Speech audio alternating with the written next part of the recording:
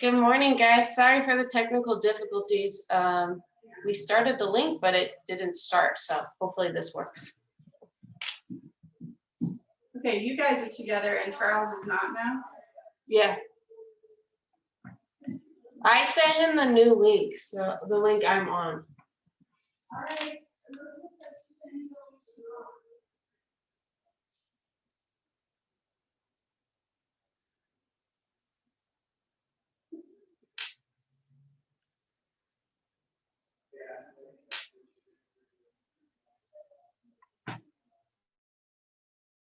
Months, but she's no, she's not on here right now. She hung up. She's on there. There we go. Hey everyone, let's try this round two. I see Jody in the background. Jody, you sent me a bad link. No, it wasn't me. But, Stacy did it. Never mind. I did. We're blaming Stacy, I guess. So. I don't know. I'll figure it out. All right, perfect. Let's do this a second time, and we are recording now. So perfect. All right, guys. So like I said, we're in Spark number 1. This is the first out of the Ignite series, and just so that the crowd knows, I mean, this is kind of what we have. We have people online, and then we're just around the room. So we got bodies. So there'll be times I'll be staring at the computer. There'll be times that I'll be staring into the different audiences. I got people on both the left and the right of me, and when the door opens, it distracts me as well. So I'll be all over the place. And so our very first piece, right, is our big why. And so when we're going with our big why, this is the thing I want everyone to think about. Why did you become a real estate agent, right? What were your hopes? What were your goals? Why did you get into this crazy business? And so I want you guys to take a moment, right, and to envision your ideal life. What does your ideal life look like? What are you doing for the people that you care about? What charities would you support? And then how would you make the lives for yourself and everyone else around you better? So let's take a minute right there and let's put this on paper, right? Because when we put it on paper, it becomes more real, and put some emotion behind this, right? When we're thinking about this, what is that ideal life? What is it that we're trying to accomplish here? Because this isn't easy, right? This is a very tough industry, right? Everyone in this room knows about 10,000 other agents that don't even work at this brokerage. What are you trying to accomplish? What does your family's life look like if you were able to hit your goals?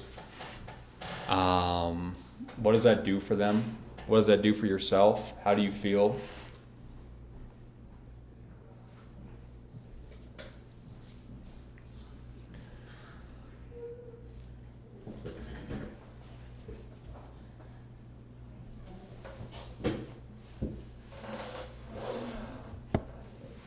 And guys, this is the thing, right? It's important to establish this mindset around our goals, right? And I don't want you to go out there and say, you know what, all I want to do is earn $100,000. What does that $100,000 do for you? Attach it to something. Does it mean more vacations, right? Am I looking to pay off my student debt? This is a very selfish thing that I want you guys to think about. What does it do for you? What does it do for your family? What does it do for your people? And this is the thing, there's no right or wrong answer. Because this big why is what's supposed to wake us up every day, to motivate us not to finish that Netflix series that we started last night, and to make it in, to lead generate, to make our phone calls, to do what we're doing to provide that big life for the people around us and ourselves.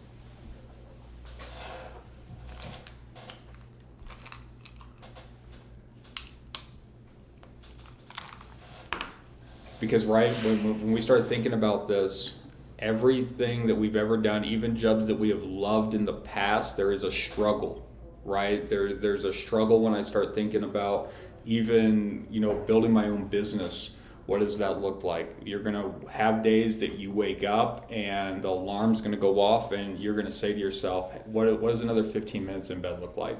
What is another 30 an hour? What if I were to just go through and do the laundry? I got so many chores to catch up on. This big why is something that should empower you to wake up and to fight through all those things.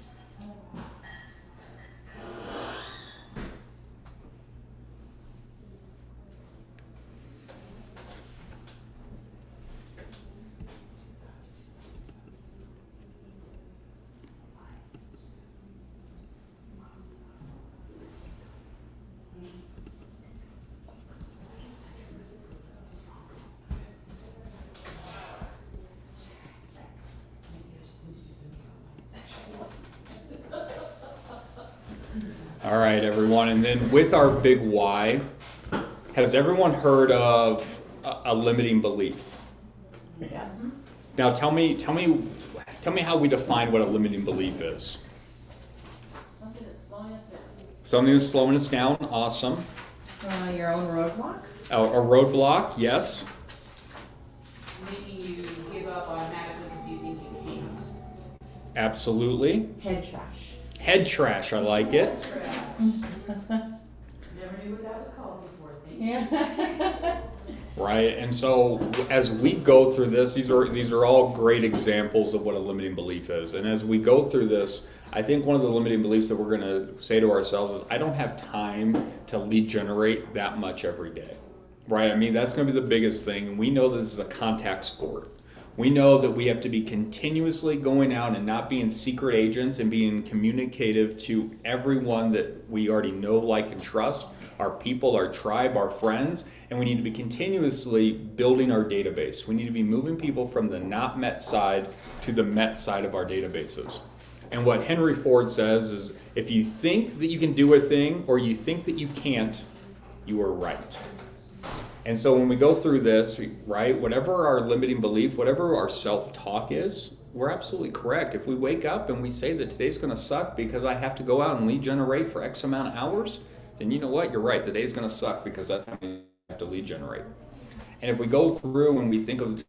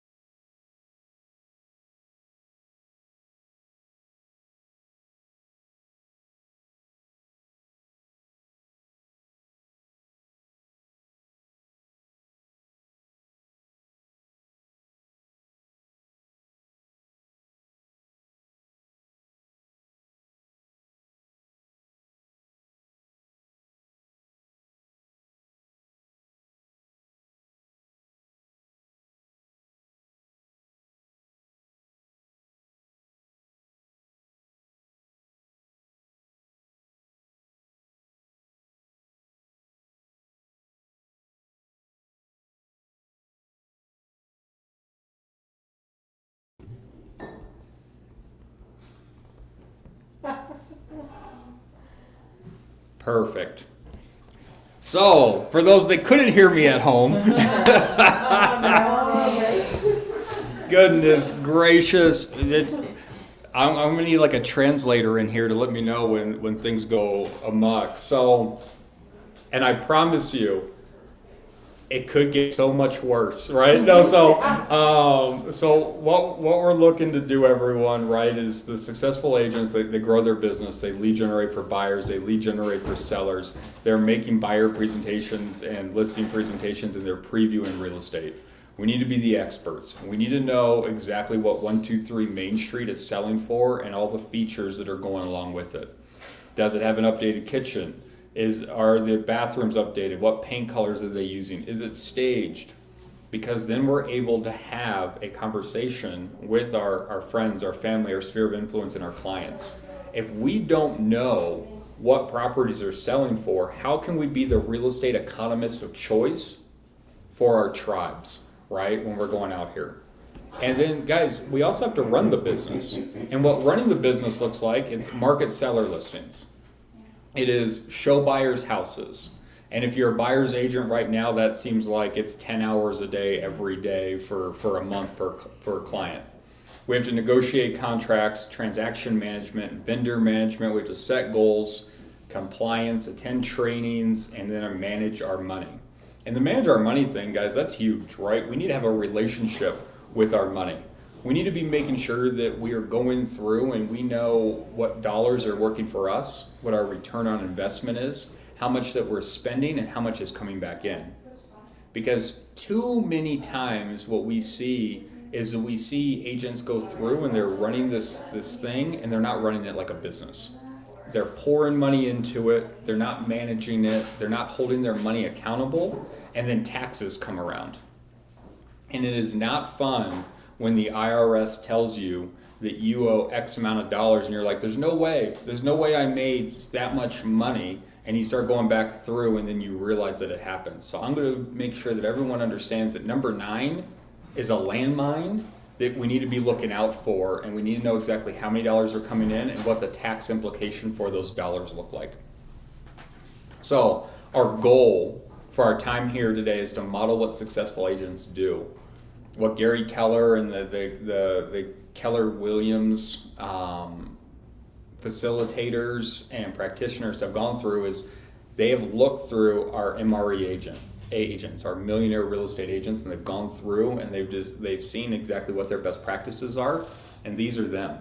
Everything on here is from someone that has gone out and has built a very big business, and these are exactly what they do every day.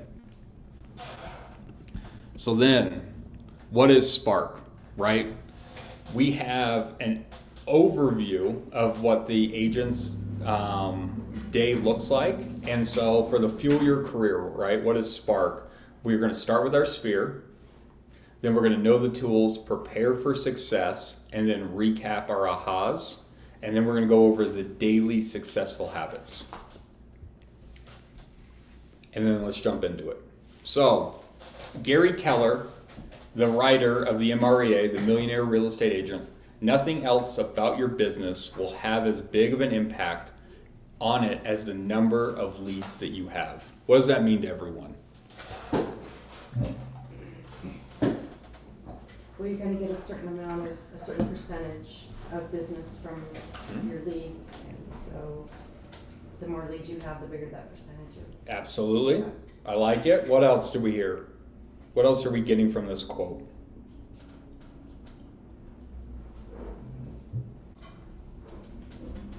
So with this being said, nothing else about your business will have as big of an impact on it as the number of leads that you have.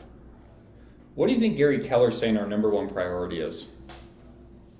Leads. Lead generate, right? We need to go out and we need to generate leads. And so we need to be in constant conversation, right? You already heard me say that this is a contact sport.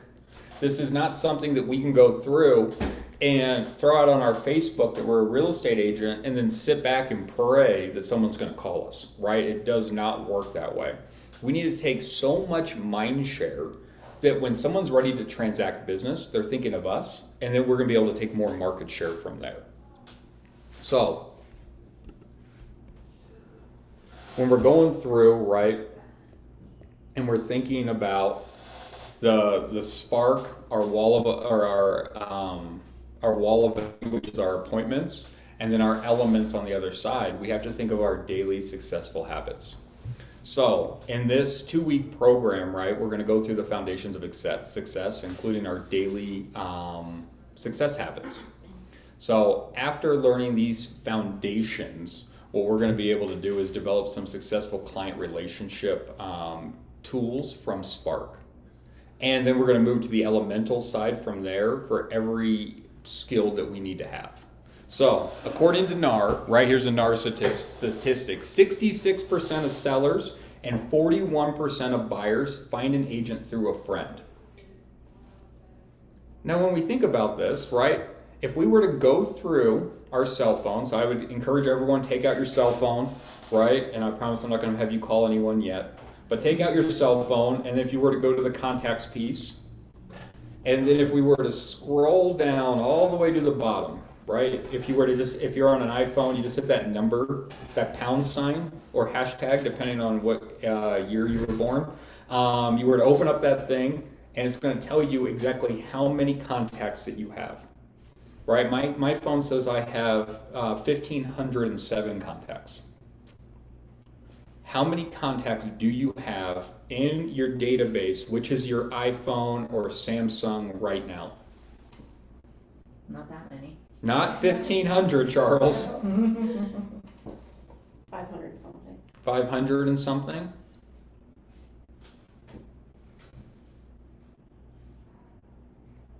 What else are we having? What other numbers do we have in our phones? 118. 375?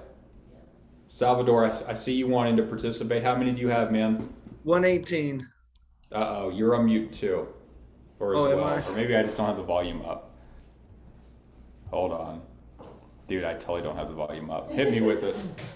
So I was saying 118. Nope, it's definitely not me, Salvador, it's you. Okay. Can anyone else Hear hear him. him in the virtual world? I can hear him. Yeah, so it's definitely Yeah. me. Uh-oh. That's what you get for blame shit. That's what I get for saying that, Salvador, it's you, it's not me. Salvador, it's you, man.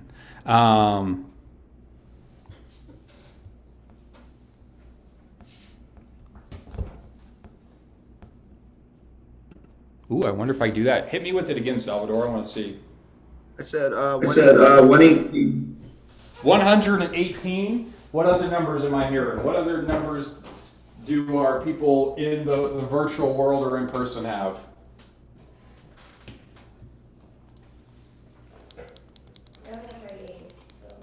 How many? 98. 98? All right.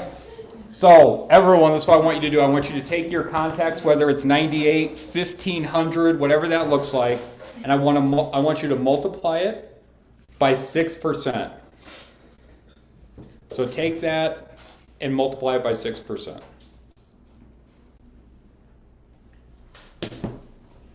So this is what we know. This is what we know from the data that has been pulled from the MREA, from Gary Keller, that this is the number of the average real estate actions that you will be able, the transactions that you'll be able to have in the next 12 months from your sphere of influence. So now looking at that number, right? Hit me with what's, so we have 6. I can do 98 at 6%. That's around 6. I'm going to get that because I'm going to round up. But I'm not the smartest dude in the world. So what other numbers do we have? How many other transactions can we expect to get? 7.5. 7.5. Let's go to 8. Let's round up. 17.4. 17.4. We're going to have to round down on that one. Let's go 17. Multiply whatever that number is by 6%. 35. 35 is good, yeah. Right. I was gonna do that. So let's think about this. Now we all have these numbers. What do you think that we have to do? And I know you're going to say lead generate. Charles, we have to lead generate because that's all you've been talking about for 5 slides now. What activities do you think that we need to do to be able to hit those numbers, knowing that the statistical data that has been proven, that they have looked at these people's business, these guys that are doing big volume, that this is what they're getting? What do you think that we need to do daily? Talk to people. We need to talk to people, absolutely. And with talking to people, do you think we need to be systematic? How many people in here have had good intentions to call someone and then the day's gotten away from them and then it did not happen? I even go as far to where I have a reminder go off on my phone to send out text messages or to send out cards, for those that are familiar with send out cards. And depending on what the day is, I completely space it. So when we're going through, what we do know is this, that Gary Keller teaches us that we need to have 36 contacts per year to be able to hit this number. I need to reach out to people 36 times per year to be able to build this business, because this is the thing. While these people might not be ready to transact business, someone else in their world might be. And if I've taken so much mind share to where when someone says real estate, they're thinking of me, that's a win. So we're going through, and one of those pieces, right, that we're going to go through is we're going to start with our sphere, right, with that phone piece. So our sphere, people you have met in one way, shape, or form. And if I were to think of command, what this looks like is someone that I've had a two-way conversation with. This is anyone where I've had a two-way dialogue with them that if they were to see me in the grocery store, they probably know who I am. And back in 2020, they really know who you are if you walked in with a mask on and they were still able to identify you. That's how you know who your true people are. So as we're going through, we need to be able to build our sphere, our SOI, the people that know, like, and trust us that we have a relationship with. So any database, and this is what I would also challenge you to do, from 98 to 1500, go through there and start looking. Does this person still like me, right? And that's a very real question. Like, I'm not going to go through and I'm not going to say, cool, the pizza dude's in here and the ex-girlfriend, right? Like, those are probably not conversations that I'm willing to have. So when we're going through from 98 to 1500, we need to start culling out some of these people. And maybe you do have a great relationship with the pizza man. Maybe they're over there like every Friday delivering pizza and you know who they are. But most likely that's not the case. So we need to go through and we need to make sure that we have a great relationship with our sphere of influence. And as we're going through there, right, the contacts in our phone have to be making sure that we know that their phone number, we need to know their email address, we need to know their address, and I would say that we also need to know their birthdays. That's going to be the biggest 4 pieces of information minus their name. Name, phone number, email, address, and birthday. There are so many different things that you can do with that information. I promise you, if you have those 5 pieces for everyone in your world, the opportunities are going to be limitless for you. So, would you prefer to do business with people that you know or people that you don't know? That you know. Yeah, I'd rather do business with people that I know. What about everyone else? I'm doing a transaction with my sister right now, and I wish I didn't know her. There will be those cases every once in a while. Family is sometimes not the... Yeah, sometimes family is not the most fun to do business with. So, another statistic, which sounds very close to the other one, is according to NARS, 66% of sellers and 41% of buyers are agent through a friend, neighbor, relative, or used an agent they had worked with before. So I know that there's a limiting belief out there, and that limiting belief looks a whole lot like, Charles, this is my first year in real estate. I don't know a whole lot of people, right? Or I don't have any past clients. And this is the thing, the smallest number I heard was 98. I have 98 people in my world, and this is the thing, they don't all have to live in Colorado, right? These people can live anywhere because mailbox money is also fun, that I can make a conversation and I can be figuring out what's going on with these people and figuring out if they are looking to make any life changes. So, who do you know that is going through a life change right now? And just be thinking about that. Anyone that you know is having a baby, that is getting married, that has gone and got a different job, whether that's upsizing or downsizing, right? 2020 put a lot of people through a lot of different things, and we need to be thinking about who are those people that we could reach out to and start redeveloping these relationships with. And when we get a little bit further along, I think today is the perfect day for this, because how much lighter is this cell phone way when I can reach out and be like, you know, hey, so-and-so, just wanted to reach out and see how your 4th of July was. How easy of a icebreaker is that conversation when we're going to go through and we're going to do some different things. So, your cell phone minus your monthly bill costs you $0. I can go through and nothing on this is going to cost me any money, and this is why our sphere of influence is hugely important. Your sphere of influence is more than just your friends and family. And then we'll go over the diagram that we have. So if we flip to the next page, here is the waves, right? Is that what everyone's looking at right now? Oh,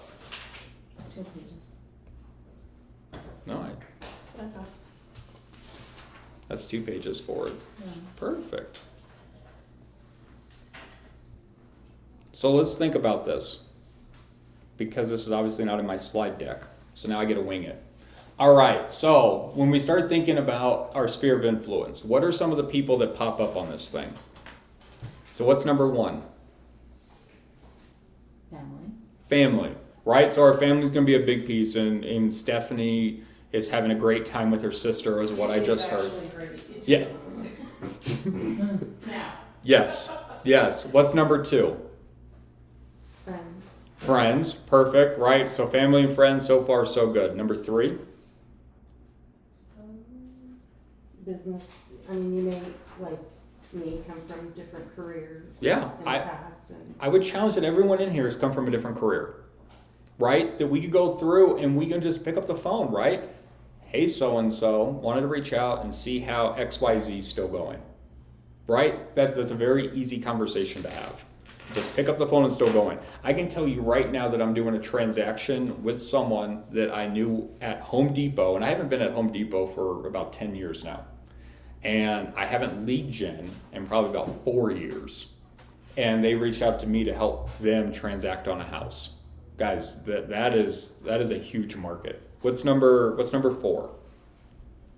Parents of a friend or a child. Yes. Who in here goes to kids' birthday parties? Right? Those are super exciting, right? Like whenever yes. I When, actually think that, Charles, so tread carefully. there we go. So whenever my buddies reach out and say, hey, we're going to have the 5-year-old's birthday, would you love to come? Absolutely, I would love to come. Because this is the thing, I know that I'm going to be in a real estate conversation. I know that someone's going to say, how's the market? What do you do for a living? And I'm going to be able to have a real estate conversation. And I can tell you that one of my buddies, that whenever they're going to call and say, hey, can you help me move something? Hey, we're having one of the kids' birthdays, and there's 3 of them. So there's 3 of those a year. And I go over because it's super exciting. I know that I'm in a real estate conversation, and I have done multiple deals with that family because I'm always present and having conversations and always willing to help. What's number 5?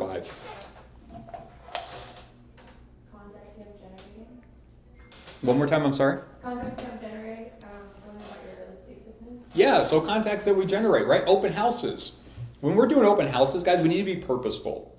There is nothing more worthless than going to an open house and spending the time to print out the brochures and then go and put out 500 signs, put 2 hours into the open house, take down all the signs, deliver them back to the brokerage, and to get no information. We need to be getting names, phone numbers, emails, and being able to have conversations with people. So when you're going through, I like to do this. I like to think of it as a game. And I go into the open house and I say, how many pieces of information am I going to get? I'm going to say, I'm going to walk away from this open house with at least 2 pieces of info. And then I need to be very purposeful about my conversations to get that. And I used to do open houses. I used to go to open houses, and in the very beginning, I used to sit there and think that I was actually doing something by just setting it up and just seeing if anyone had any questions. And then I realized that a lot of these people are just like you. Who goes to a store and has walked in, and what is the first thing that a sales associate asks you? What can I help you with? And Stephanie, what is your answer typically? Oh, nothing, I'm just looking today. Nothing, I'm just looking today. Right? And so who's been to an open house where they say, oh no, I just saw the sign, I'm just looking today. Right? That happens all the time. And so we need to make sure that we're having scripts and dialogues and being very purposeful about my conversation. My conversation would look something like this. Hey, what brought you in today? Was it the 12-foot open house sign, or did you find us on Zillow? And I wasn't going to ask them if they had a realtor. You know why? Because if someone says a realtor, they say, no, thank you, I'm just looking. Right? I have a realtor, thank you. I would put it there because this is the thing. If I were to phrase it this way, what I do know is if they had a realtor, they would tell me, oh no, my realtor sent me this. Or they would get to the point where they'd be like, oh, I didn't find you on Zillow, I saw you on Redfin. Perfect. Now I know what I'm working with. We need to be very purposeful, and then we are able to gather that info.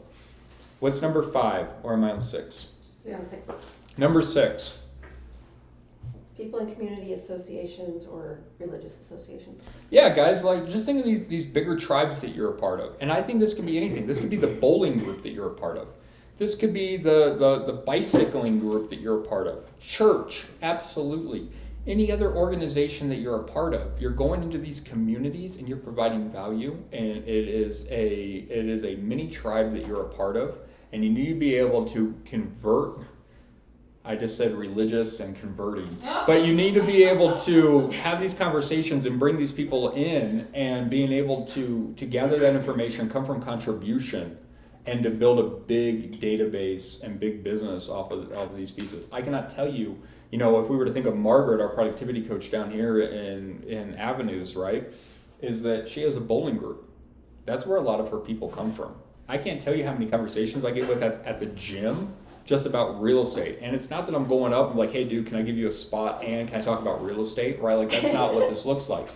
We're developing relationships. People are going to see you all the time.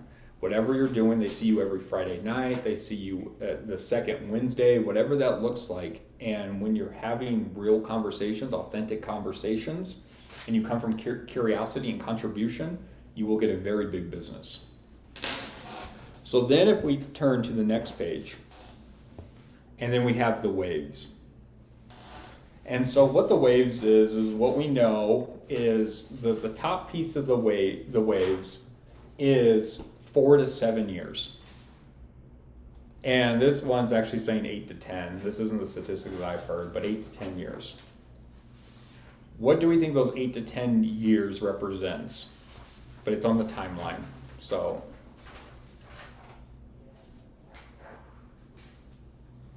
What are you asking? So what do we think that the 2 dots, the 3 dots represent on the top of these waves? So those Life like change lifestyle, like life changes.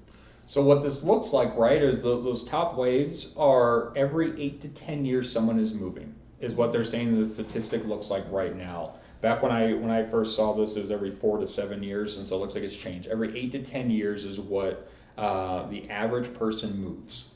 So that's what these top circles are representing. 8 to 10 years of time when people are moving. So then what do we think the lines look like? There's a bunch of lines that are drawn. What are those representative of? Maybe the events that get them to that move. Okay, absolutely. Definitely could be. Touch points. They're touch points. So as we're going through, the waves are actually the life events, right? The 8 to 10 years is the wave. And the lines are the touch points. And what we need to be thinking about is every once in a while we get a circle at the bottom, right? That we're looking at this and someone has fallen out of that pattern of 8 to 10 years.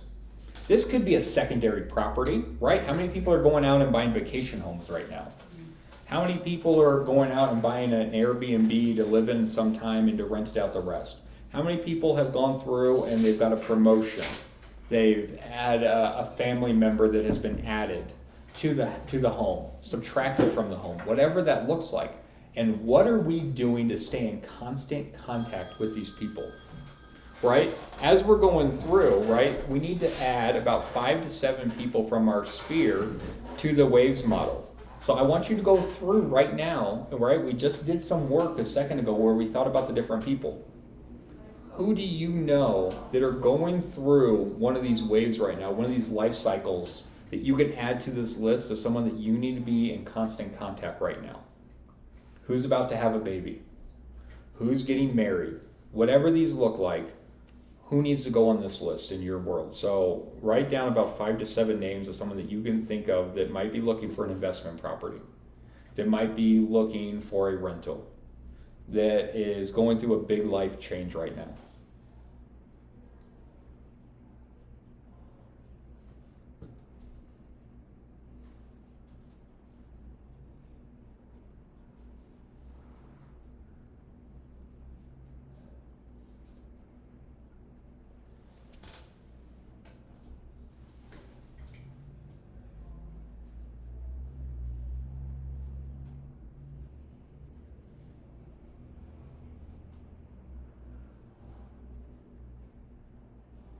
So now I want you to think about this.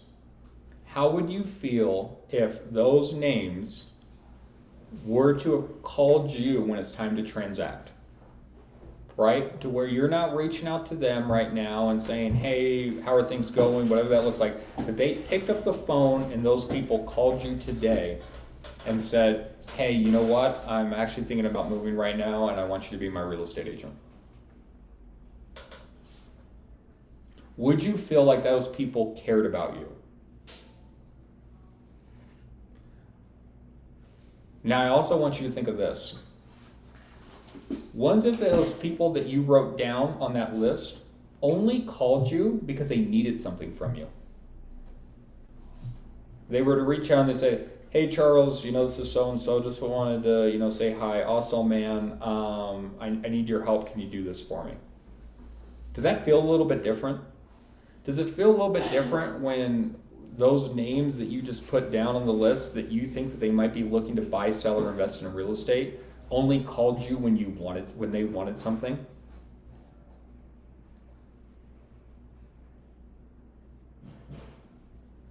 So, I challenge you with this. When you're thinking about these people, what are you doing besides talking about real estate to stay in constant contact with them? What are you doing to provide value to their lives?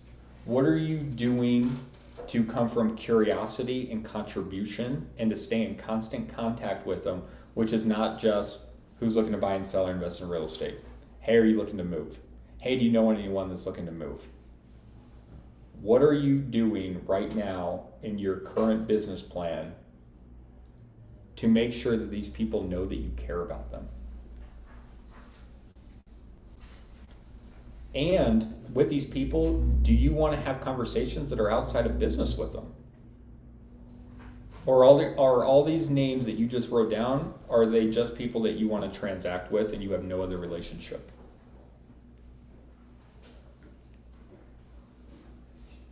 So what we know is that we want to stay top of mind and be their realtor of choice. We need to be consistently and continuously reaching out, right? We know time on task over time, we will be able to build big businesses. So we need to know, and we need to start thinking about what would and why would these people reach out to me and not someone else? Even if you have done business with these people in the past, what are you doing to stay in touch with them so that they know that you are their realtor of choice for their next move? And when someone mentions that they are moving or thinking about moving, that they're like, hey, you need to call so-and-so, they are the best.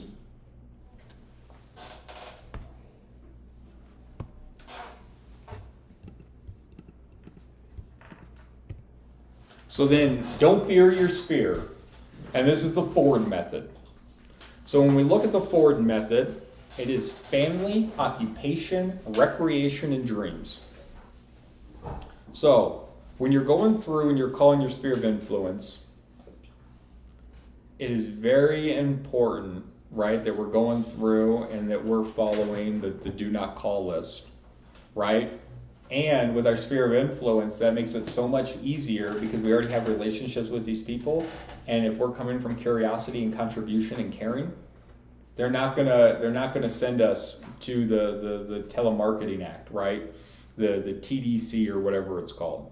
So when I'm calling through, I need to ask everyone, what is our fear about calling our sphere of influence?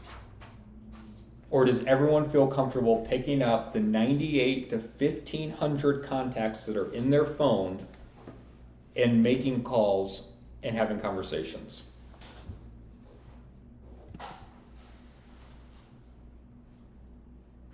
I always think that people won't want to hear from me. Okay, so I heard a little bit of a limiting belief in there. And one of the reasons why I don't pick up my phone and make some phone calls is because those people don't want to hear from me. Who has ever, now that might be a leading question where I'm shooting in the dark and that might get scary, but I'll ask it anyway. There might be people in your cell phone where you look at it and you might say, I don't want to talk right now, but has anyone called you that is in your contact list, that isn't a telemarketer, that calls you and you're like, dude, that person sucks. I don't want to talk to them. Yes. Yes. What do you mean? There's actual people in here that it's not a just not right now. It's a God. I hope this person never calls me again.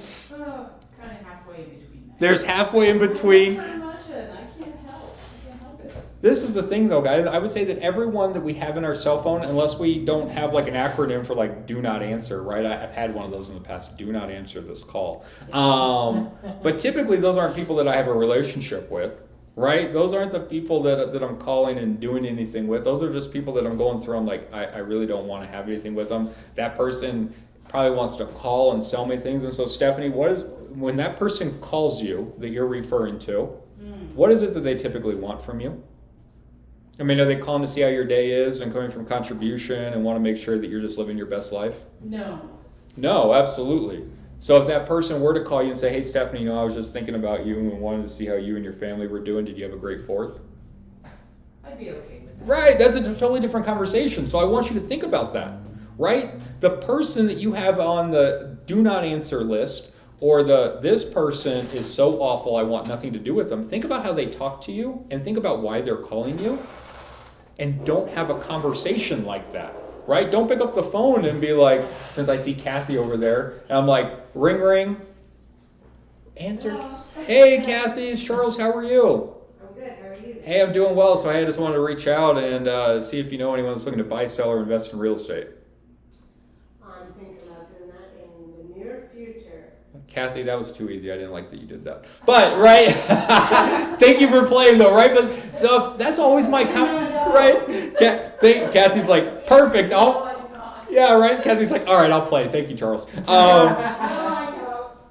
But this is the thing. If I'm constantly calling Kathy like that, she's going to put me on the list. Don't answer. It's Charles again. All he cares about is selling me something. But if I'm reaching out and like, hey, Kathy, how are you? How's the family? How was your vacation to the lake? Yep. Yes, because I know Kathy was just on the vacation at the lake, right? And if I were to call her in the future and I would be like, hey, I just wanted to reach out and see how that time on the lake was with your family, that's a whole different conversation. And then she's going to say, what's new with you? And then I'm going to be able to go through, and this is that Ford technique. I'm asking about her family. I'm asking about her job. I'm going through her recreation, right, which is the lake, and going through her dreams about world domination of many, many rental properties, right? So that's what this looks like. And we're constantly going through and we're filling our database, and we want to make sure that we have all of these data points, because then this thing doesn't weigh 500 pounds anymore, and I can pick it up and I can just say, how was the lake? How's the family? How was your 4th of July? How'd your dog do with fireworks?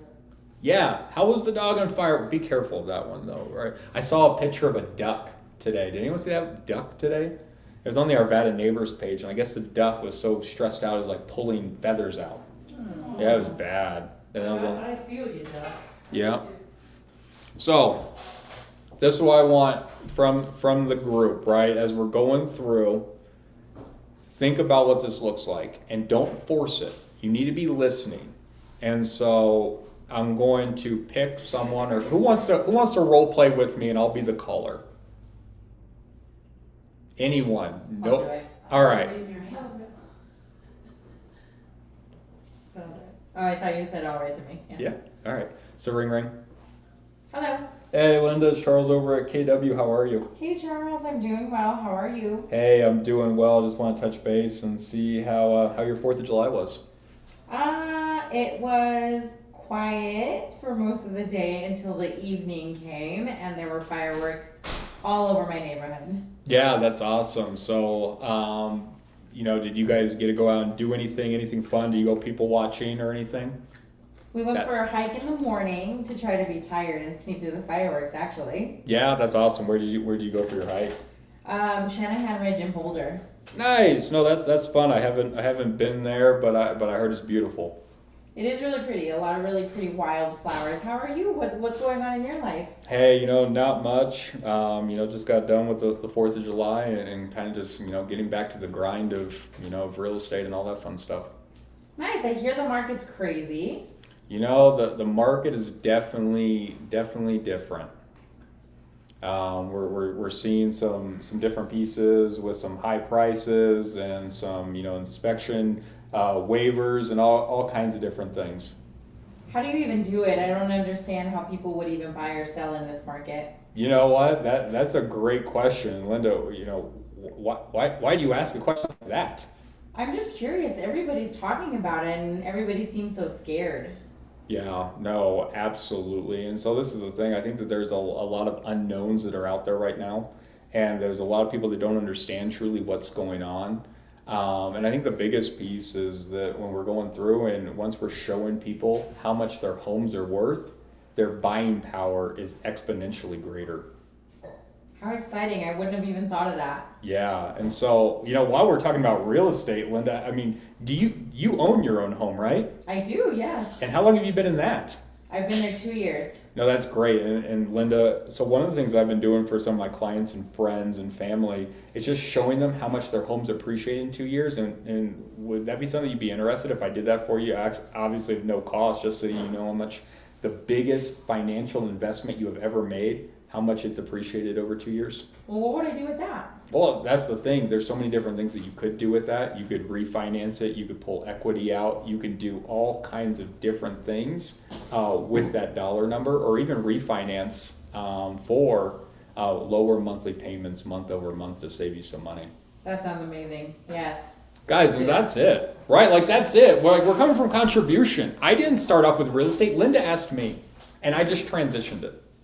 And that wasn't scripted. That wasn't rehearsed. That was a conversation. And so even if Linda were to have said no at that point, what I do know is this: I can call her back and I can ask about hiking. I can do all kinds of different pieces with that information that I gathered. And so the biggest thing when we're going through this 4 technique, family, occupation, recreation, dreams, we're taking notes. I am taking lots of notes. And while I do know that Linda went people watching the other day because we talked about it via text, there's all kinds of different things. And these are touch points that I know that I can go back through and I can make these phone calls again. And it's curiosity and contribution, and I promise you good things will happen. And this is the thing I'm going to go over. I'm going to prepare for her a CMA. She's going to see the dollar amounts, and then I can get into another conversation with her. Or it just ends there, and she's in a conversation with someone else, and that she's like, oh yeah, my real estate agent actually just provided me something. Would you like them to do that for you as well? Guys, what do we think about that? Was that a scary script? Do we feel comfortable doing it? That was good. I think Linda made it easy for you. Linda did make it easy for me. I appreciate that. So we're going through and we started thinking about this. These are all the tech pieces that we have, right? And we have Keller covered. We have Keller offers. We have Keller mortgage. We don't have Keller managed yet, but that is coming, and that will be the real estate management piece for our portfolios. So as we're going through, what we need to making sure that we're doing is using the products that we have available. And I think one of the biggest pieces that we have is Keller Mortgage. And that, at the very end of the day, is a tool in our tool belt to at least start the conversation. I don't know how many times I've been in conversations where we're just talking about refinancing and I'm coming from contribution and I'm just sending it off. I know I'll make $0 off of this now, but they're going to think of me months down the road when they've saved $2,000, $3,000, $5,000, and I'm staying in constant contact with them. So then, right, we have Command. And inside Command, as we're going through, here's what our homepage looks like. For those that don't know this is agent.kw.com. Whatever your login is to KW Connect, which Elizabeth has already gotten for you, is the same login for this. It partners with everything in here. So I'm going through and I'm entering in my SOI, my sphere of influence, my database from here into this. And the reason for this is because how many notes are you truly going to put into your phone? This is going to give me the ability to go through, enter in the contacts, and every conversation, I'm telling you, every conversation that you have, you need to be putting these touch points in there, because this is the reason for your next call. How was your vacation? How was the kid's graduation? Did you get that new car you were talking about? Whatever that looks like, that's my next conversation. I'm never calling and saying, hey, are you looking to buy, sell, or invest in real estate? That's going to naturally come up when they know that I care. People don't care about how much you know until they know how much you care, right? That's all I'm doing. I'm going through here. So as we're going through the Ignite toolkit, right, we're going to have resources, we're going to have scripts, we're going to have buyer lead sheets, we're going to have our 411, and that's what we're doing every month, right? That's our one goal over 1 month, over 4 weeks is what the 411 is. We need to plan our daily checklist. Guys, if we don't have a plan, right, if we don't know where we're going, then we can end up anywhere, right? We need to make sure that we actually have a set plan for what we're doing.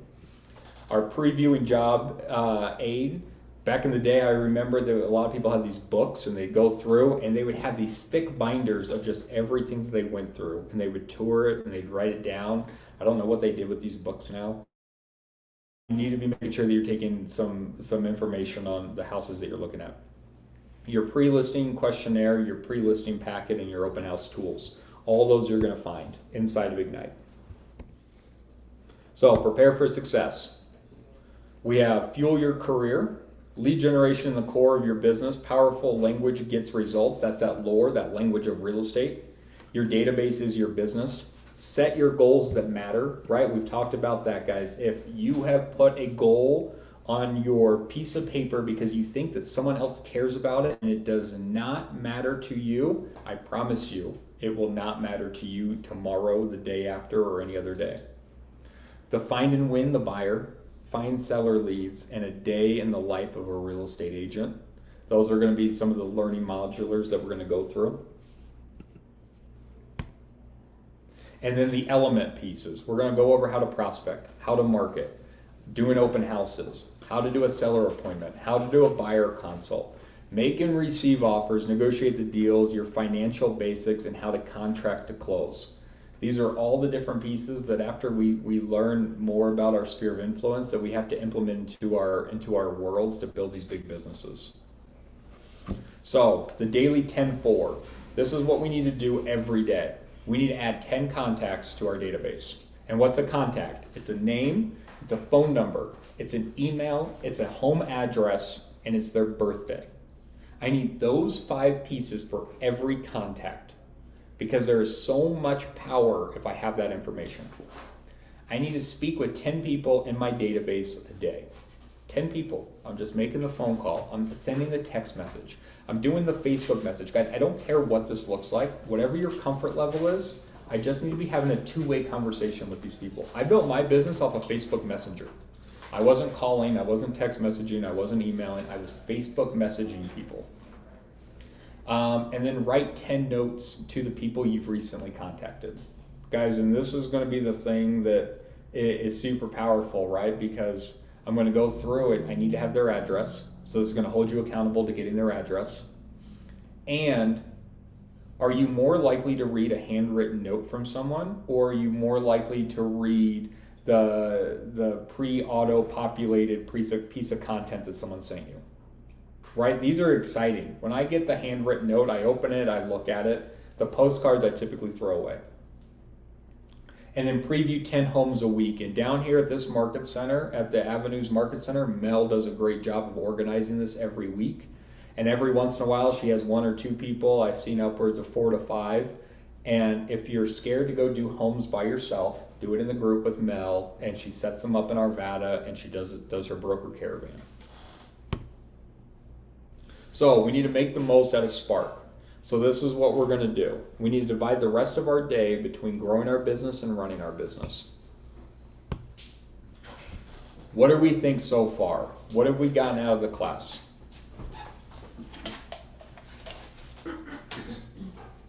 Does everyone feel that their big why that they were allowed 3 minutes to put on paper is big enough and that is important enough to them to drive them every day? And so for those that, I heard a lot of yeses, and for those that are no's, I would challenge you to go through and just to look at this thing. And it's going to be continuously evolving, right? Mine evolved from day one to I want to be able to put my wife in a position to where she could quit her job if she wanted to. And now it's over here to where we are creating a legacy worth leaving for our nieces and nephews, to where we're buying real estate so that we can cultivate experiences for them and to leave them property so that they can make the decision with what they want to do with their life. So my big why has changed drastically. Do you feel different about what you're going into? With how we talked about the forward technique and reaching out to people, do we feel a little bit easier about picking up our phone and having conversations? Okay. Is there anything that we have talked about today that makes you feel a little bit different from the actions that you're going to take daily? Like, do you have a better understanding of kind of what needs to happen in your day-to-day life to build a big business?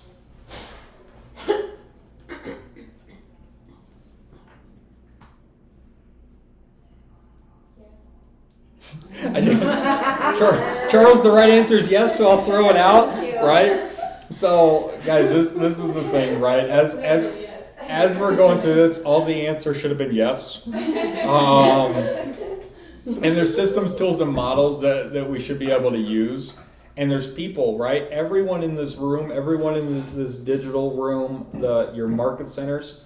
This is the beautiful thing about KW, is that we want you to succeed. There is no competition. You can go to anyone and have a conversation, and they are willing to help you build as big of a business as you want to build and to collaborate with you. So when we're going through this, guys, this is what we need to do now. Add our 10 contacts, have 10 conversations a day, write 10 written hand notes, and preview 10 homes per week. This is what we're going through. And I promise you, if you're doing this, the business that you're going to have is exponential. You will have so much business that you will not know what to do with. I promise you that. And when I say contacts, I don't mean a name. I mean name, phone number, email, address, and birthday. Get those 5. Be very purposeful about getting those 5 pieces of info. You'll be able to send them things about their property, birthday wishes. You're going to be able to send them invites to client appreciation parties, things that we're doing at the market centers, whatever that looks like. Your business will be huge with those 5 pieces. How do you casually get people's addresses? Yeah, so I'd be like, yeah, I mean, I'm going through and maybe I'm saying, hey, Linda, one of the things that I want to be super purposeful about this year is sending out birthday cards. Would you mind giving me your address? Because I would love to, put you on my birthday mail out list.